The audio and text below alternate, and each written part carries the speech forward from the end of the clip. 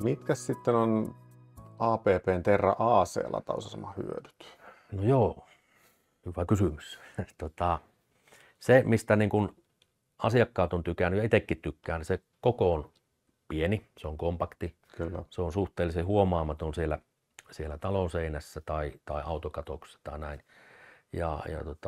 Siinä mielessä se on niin kuin semmoinen kiva. Valitettavasti siinä nyt ei värejä ole vielä saatavana tässä vaiheessa, kun se vaalea, mutta siellä on semmoinen irrotettava etupaneeli, jonka voi sitten värjätä tai tuunata semmoiseksi kun haluaa. Kyllä. Ja siihen ei tarvita niin kuin sähköalan asiantuntijaa irrottamaan sitä, kun se lähtee kahdella ruuvilla irti ja sen voi tehdä ihan maalle, kun sieltä ei tule mitään niin kuin osia, sellaisia johtavia osia ulos näkyviin. Kyllä, täysin turvallinen siinä vaiheessa vielä. Kyllä. Ja sitten, mikä nyt on ihan niin kuin meille voi sanoa niin kuin etuna, niin on kattavat mobiilisovellukset. On niin kuin sekä tuohon kännykkää saatavana, että sitten on myös niin kuin tämmöisiä web-portaaliohjelmia olemassa. Ja ne on ilmaisia vielä. Ymmärtääkseni meidän hinta on kuitenkin aika lailla kilpailukykyinen tuolla markkinoilla.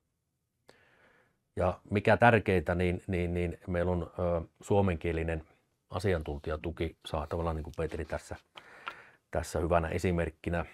Toki muitakin on, ja sieltä saa sitten ihan kuluttaja suhteellisen nopeasti sitä apua meidän niin kuin asiantuntijoilta ihan niin kuin äidinkielellään. Sen verran tässä voi niin kuin mainita, että Suomeen on tässä noin 4 vuoden aikana toimitettu semmoinen 15 000 laitetta erinäisiin niin kuin käyttökohteisiin, kotitalouksiin, työpaikoille ja joskus vähän jopa julkisellekin puolelle. Ja siitä jos lähdetään katsoa sitten ihan sitä globaalia niin kuin presenssiä, niin se on noin 1,5 miljoonaa latauslaitetta. Että kyllä meillä niin kuin kokemusta näistä omista laitteista on. Joo.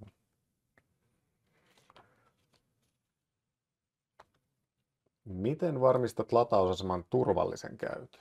No joo, tämä on kyllä niin kuin erittäin tärkeä asia, niin kuin turvallisuus yleensä on aina ja meillä etenkin yhtymässä, niin se täytyy aina muistaa, että se on sähkölaite, vaikka se nyt on se älykäs pistorase ja se osaa niin kuin tiettyjä turvatoimia tehdä itsekin, mutta kun sitä asennetaan, niin aina täytyy muistaa se, että siellä on sitten niin kuin asentajana sellainen henkilö, joka on sähköalan ammattilainen ja on niin kuin lupa tehdä sähköasennuksia. Ja mielellään sitten tämmöinen kannattaa etsiä semmoinen sähköurakoitsija, joka on ennenkin pelannut näiden kanssa ja on luotettava ja osaava. Kyllä. Niin silloin siitä tulee turvallista. He tietää sitten ne turvalaitteet, mitä täytyy olla sillä verkon puolella ja niin edelleen. Ja sitten oli se latauslaite kiinteä tai sitten sun oma, kaapeli, että se on kiinteä siinä latauslaitteessa tai sitten se sun oma irtokaapeli, niin aina niin kuin kannattaa pitää mielessä se, että se ja tarkistaa aika välein, että se kaapeli on ehjä. Kyllä.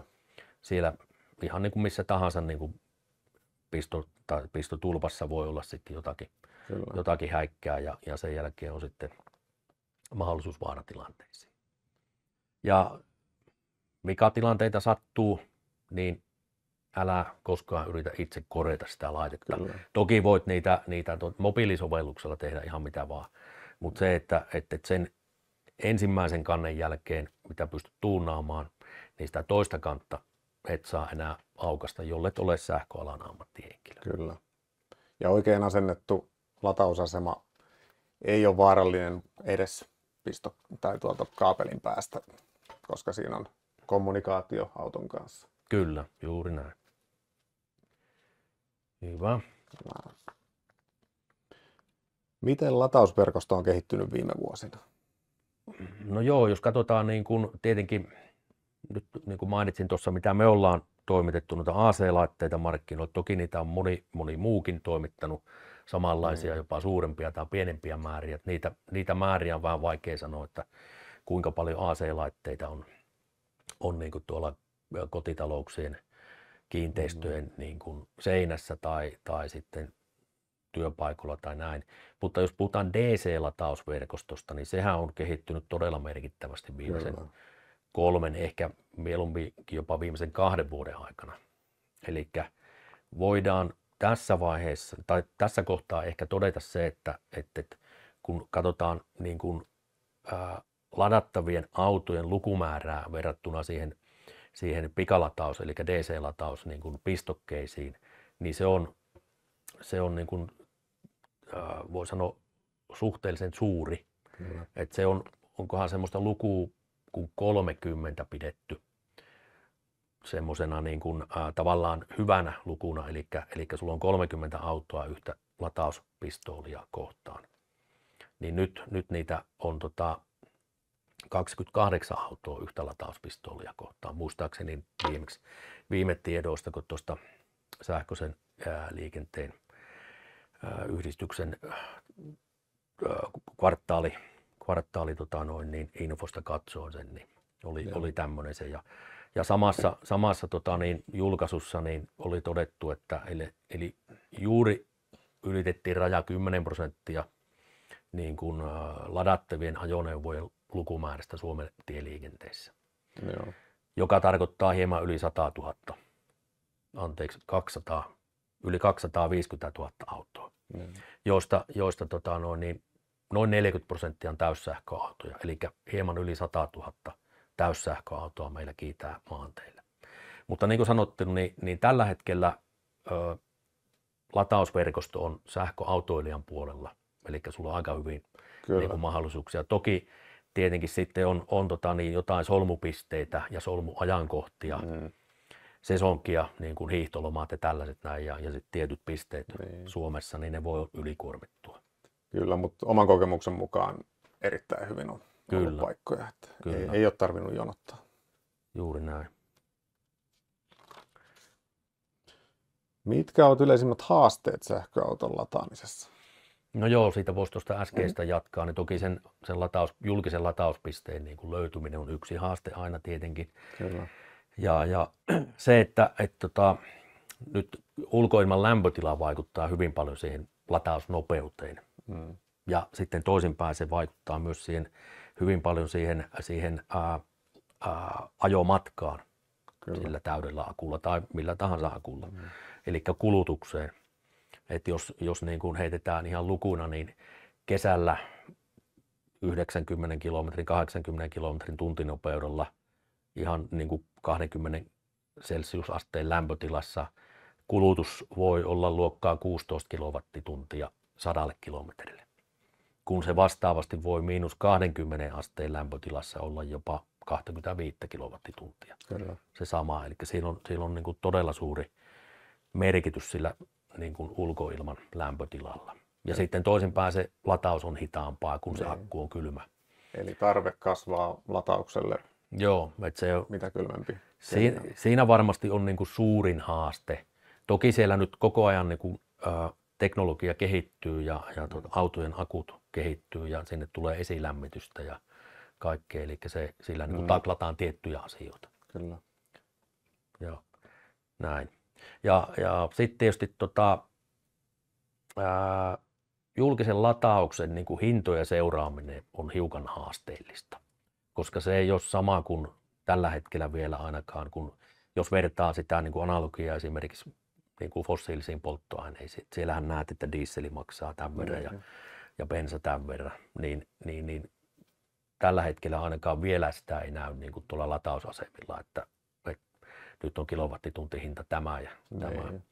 Ja sitten siellä on taas näitä niin kuin eri toimijoita ja heidän omia niin kuin applikaatioita, missä on sitten erilaisia hintoja. Et siellä pitää niin kuin osata sitten vähän navigoida syvemmälle ja etsiä sieltä se. Kyllä, eli sama yhdellä latausasemalla voi olla 3 eri hintaa. Joo, sitten kun mennään tänne roaming puolelle, että se on niin kuin hankala siinä mielessä, mutta siihen on tulossa muutosta ihan niin kuin EU-tason lainsäädännön myötä. Ja niin kuin tuossa alussa mainitsin, niin sen latauspistoolin löytäminen ei välttämättä aina ole helppoa. Eli vaikka se latausverkosto on hyvä, niin se on ilman muuta keskittynyt sitten niin kuin niille tieosuuksille, jossa autoja liikkuu koska se latausverkoston omistaja, se operaattori, se haluaa tietenkin sen mahdollisimman suuren tuoton sille investoinnille, niin sitten voi olla, että jossakin niin kuin vähemmän liikennöidyllä tiellä pohjoisessa, esimerkiksi idässä, missä tahansa, niin se voi olla hankalasti löytää sitä pistorasta. Onneksi palveluntarjoajat on huomannut myös, että siellä on panostettu niihin solmukohtiin, että siellä on selkeästi enemmän latausasemia kuin muualla. Kyllä, se on ihan totta. Miten tulevaisuuden latausteknologiat voivat muuttaa sähköauton käyttöä?